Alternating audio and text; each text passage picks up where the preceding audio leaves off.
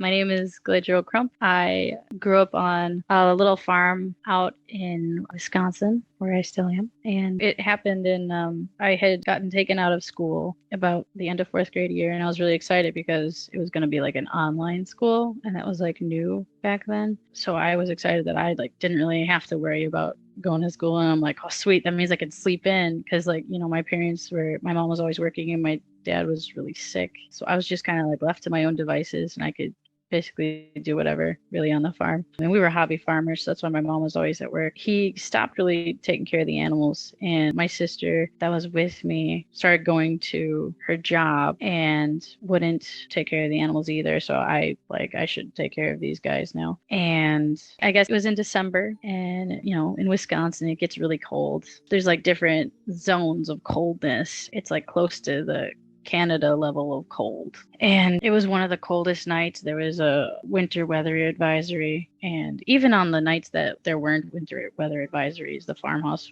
it being cold and drafty and very old. It's around Christmas time, and there was a full moon out and there was a storm. And I remember my dad being like, yeah, there's that winter weather advisory. We got to go put all the animals in the barn. So I had both my sisters, and one of them was older. And it was around dinner time. And I think the storm was starting to like taper off and get less intense. And nobody wanted to go outside to take care of the animals or like bring them in the barn. And I'm like, well, the animals, I'm sure, are freezing their butts off. Like, we should go take care of them. And everybody was like putting up a fight, and they're like, no, they can hold on. Like, they've been outside before on cold nights. Like, they got their animal fat and fur and stuff in their winter coats. And I don't know, it didn't sit right by me because we've had animals like have frostbite before, and I got to see how sad and painful it must be to have that. So I was like, you know what, I'll go outside. I'll start rounding them up and bringing them inside. Like I said, we were hobby farmers, and so the farm 82 acres, and we have our cows. It's not a very big herd, maybe like 30 40 animals, but they split up. They did have a leader cow because oftentimes cow herd will be all together, but they split up because the leader cow went crazy over a pet pig that we had. They formed their like little friendship groups, and I had to be like, okay, I think there's some hiding in the trees over here. I think there's some in the back 40 over here.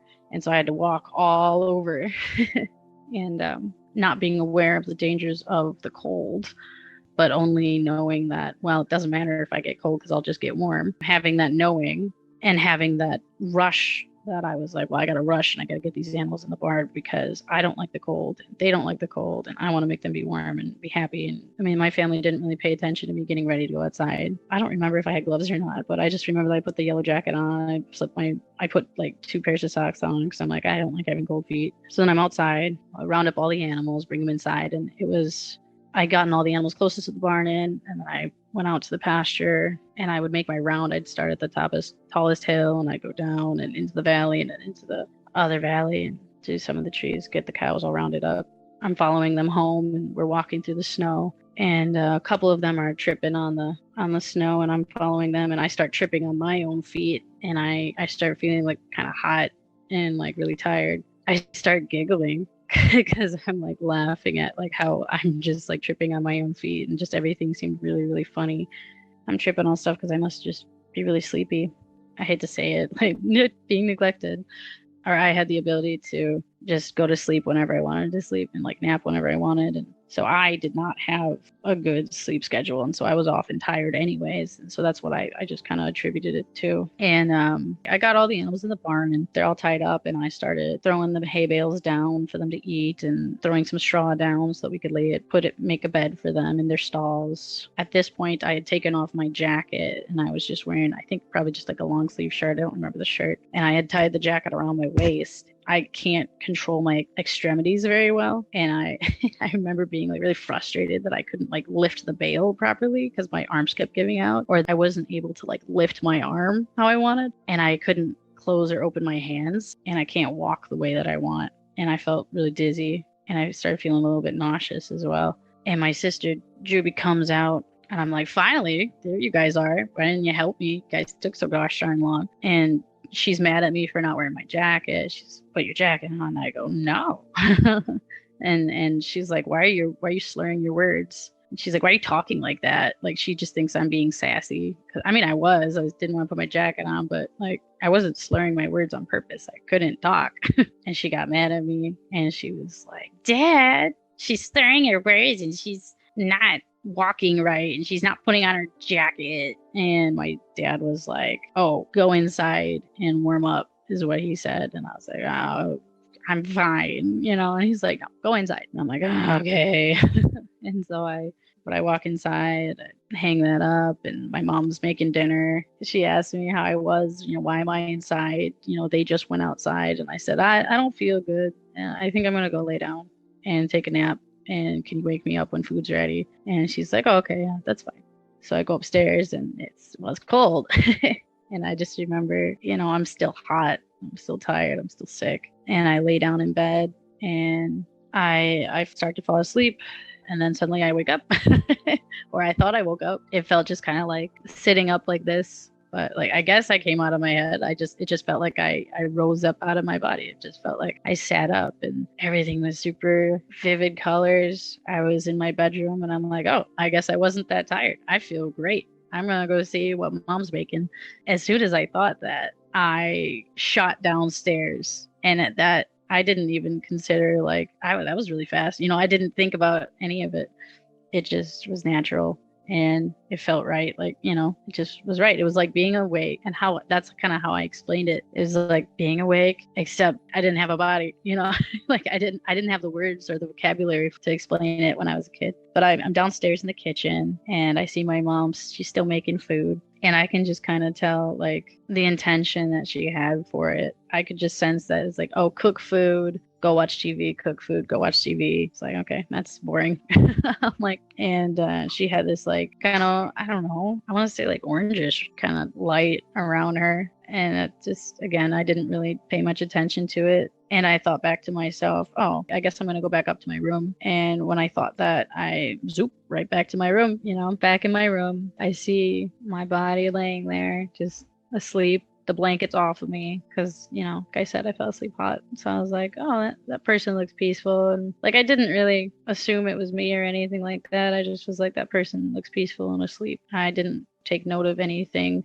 I didn't see any light around the body or my body. But then I, again, was looking around my room and I'm like, oh, wow, it's just so bright from that full moon that's outside. And I look out the window and I see this beautiful light that's kind of filling, I don't know, filling the air and everything. And there was a lot of snow on the ground. Obviously, it had just been snowing. The light was bouncing off of the snow. And how I would describe the light is very similar to this all spectrum light that I have growing with the plants, kind of how it shines off of the couch. That's kind of why I sat here, because I'm like, this, I didn't realize it, but when I first got this grow light, because this is it's the purple, it's got all the colors in it. They call it the full spectrum light. And this is the closest to that color that I've seen. And it brings me a lot of peace. And so that's why I'm like, I like this and I keep it on all day. But this kind of color light was hitting the snow and I was like, oh, that looks really pretty. I want to see it up close. And then I just zoop right through the wall and everything. And just suddenly I was right in front of the snow, this close to the snow, staring at it. And I was like, oh, that's so pretty. And I see the moon and it's extra bright. And it's just a white, bluish kind of this color all coming out. And I think that's gorgeous. And I wondered to myself, I wonder what it's like to live on the moon. And then kind of getting pushed, just kind of went through this vortex thing after I had that thought. And I would say the colors of that probably gray and black, not colorful that I can remember. I don't know how long, but that was a lot. It took a lot longer to get through that. But I went through that and then I was on the moon, or what I thought was the moon. And I was like, oh, this is so cool. And I was walking around and I'm like, wow, look at this giant crater. I'm in a giant crater. And I'm like, oh, the moon is so colorful and bright. And I just was taken back by it. And then I realized, wait, I don't feel like I'm alone anymore. And my attention turned toward these 3 giant beings. And I suppose, there was another lady who had NDE, and she shared her story of these three that she had seen them too, and that's what made me so excited that I'm like, I'm not alone, that other people have seen these too. And I have no idea who they are, what they are. That would be great to know or hear theories of, honestly, because I didn't think to ask them or anything. I just was like, oh yeah, that's normal. Here they are. There's other energy with me. But the form that, I suppose I'll just say the form they took, was these humongous, I don't know, I want to say like skyscraper size beings. And they had it was like a blue or light blue, kind of whitish color to them. Their energy kind of looked like a robe, like as if my shirt was made out of light or something. And it just was all flowy and stuff. I don't really have a good vocabulary for it. I wish I had one. And they were like sitting on craters or whatever. And one gets up and kind of comes over to me, and I'm looking up at it. And they don't have faces. They don't really have clothes, but they kind of look like they might have the appearance of wings behind them, but like they don't use them. And now I'm thinking perhaps they took that because it was a very peaceful looking, kind of demanding look. I'd say the energy that they gave off, I mean, it wasn't scary or anything. It was more so kind of like if you have like a pet that you love very much, or like a child. Like for me, I'm a mom, and like I compare it to how I look at my kid when they're super innocent. They don't know much about anything. I want to teach them things, and I want to show them as much as I can, and I'm there for them. And it's just this so much, like it makes me want to cry thinking about it. There's so much love and peace and patience. It was very nice. The one is towering over me. The other two are still kind of in the background. And this one, I would say, is kind of like I don't know, I don't know, I want to use like male, female energy, but like a male energy. I mean, obviously they didn't have faces, didn't have clothes, they didn't really have a gender, they're just energy, but it's the type of energy, like it's very logical and calm and protective, and like, I'm going to teach you and help you. It was like, what'd you think of your life? And I was like, oh, it was awful. It sucks. Like I got beat. This, that, the other thing.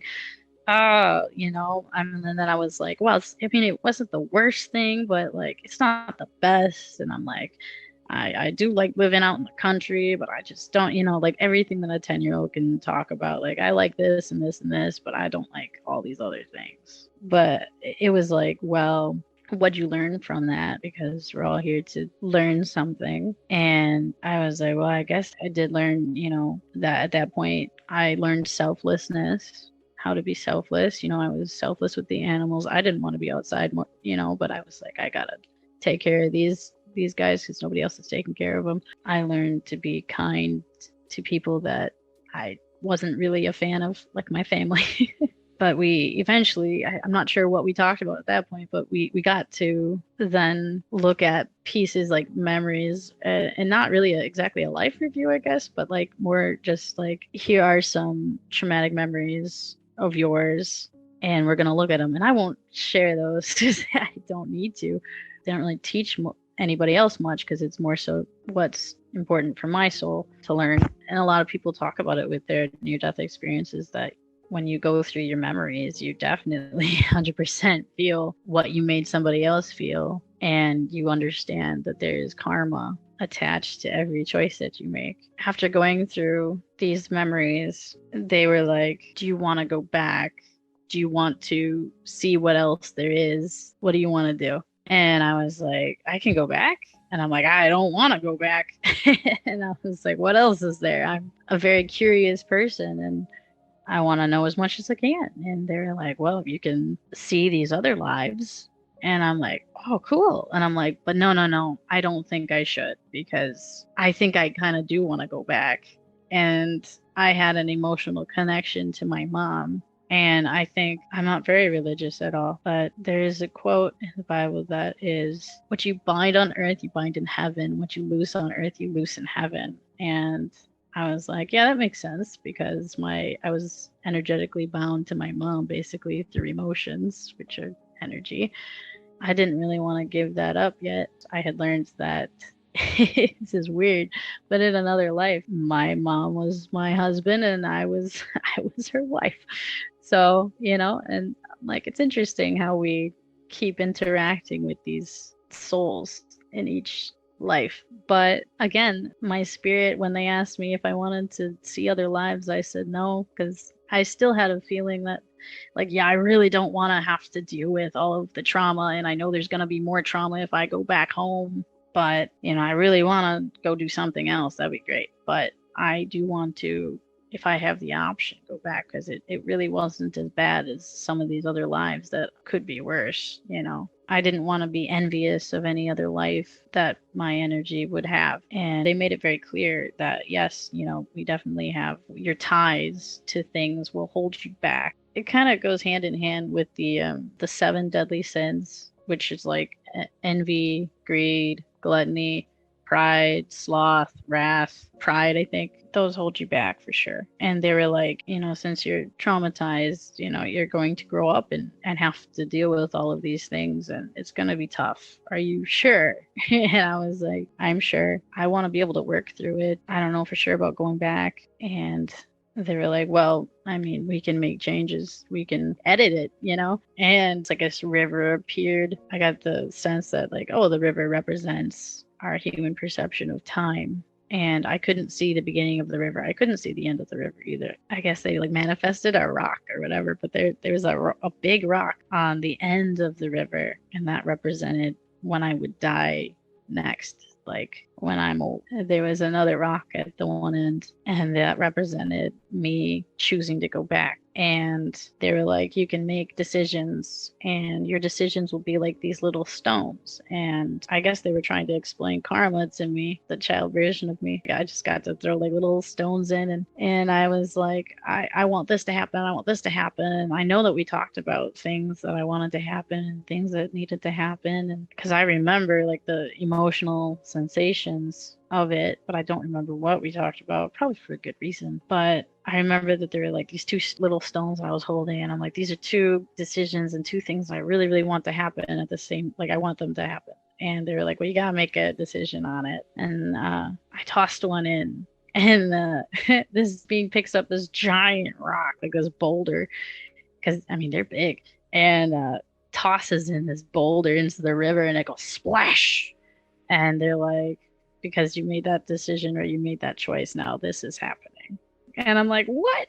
I'm like, I don't want like all that to happen. And they're like, well, that's what happens. There is an effect, right? There's consequences for your actions, and your intentions have consequences as well. If karma happened almost immediately, we would notice it and we would realize how serious it is. But it doesn't happen right away. So we don't realize how serious it is. But I just remember that there were a few times that I had made choices that had effects that I wasn't a big fan of, but realized it needs to happen. I know for sure one of the things that I wanted to happen was I wanted to take care of my mother, and I wanted to make sure I got the chance to have a healthy family. And that's what I have right now, is a healthy little family. And they kind of explained that everything follows a pattern. After these, if we did the whole rocks thing and like the whole explaining of, I'm going to have a lot of troubles and things to face and overcome. And I was afraid that, coming back into my body, I'm going to have all these troubles and all these things. And I'm like, what if I don't remember this experience? What if my brain just is mush because of all of the issues that I'm going to have as an adult because of my childhood? Like, what about all these things? And they're like, well, we can make it so that you can remember things when the time is right, when you need to, and you'll know. And I'm like, okay. And I don't remember if we talked about what I needed or what they would do for me to help me remember, but they let me have that piece. Then they're like, okay, it's time to go back. And I kind of just was like, oh, okay, step into the river and that'll bring me back. And so I did. I kind of like stepped into it, and it was sucked back down through that. It's what it seemed like. And I was in my room again, and I saw myself laying there, and I was like, that, I should touch myself, get in there. And then I'm back in my body, and it's cold and it's dense, and I feel heavy, and I'm shivering again. And I'm like, oh, this is awful.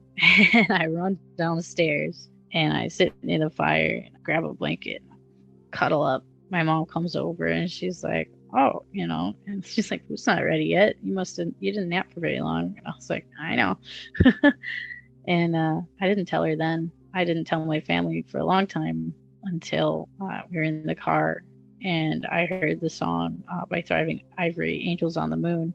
And that made me remember them because, after this experience, I just was fascinated by the moon and I would always stare at it. But that song came on and that made me be like, oh, I got to tell my family about this. I just remember my sister being a fussy turd and being mad that my parents had their attention set on me because they were like, it's, as I explained the story to them when I was a kid, I just remember my mom kind of like crying in the car because I had more details then. It was much more fresh in my mind. But I just remember my mom thanking me like, oh, thank you for choosing to come back is what she said. Because she started crying and she was like, I don't know what I would have done if I had fully lost you. And my sister was like, what the heck could you even have died from? My dad was like, well, it is really cold in the house. And they had come to the conclusion that it was a death. There was a lot of things that happened after it, but you don't really want to focus on that too much. But I guess that there was the dreams. I called them future dreams when I was a kid. I noticed that I have them the most when I'm taking care of my body and I'm eating healthy and I'm taking my vitamins and I'm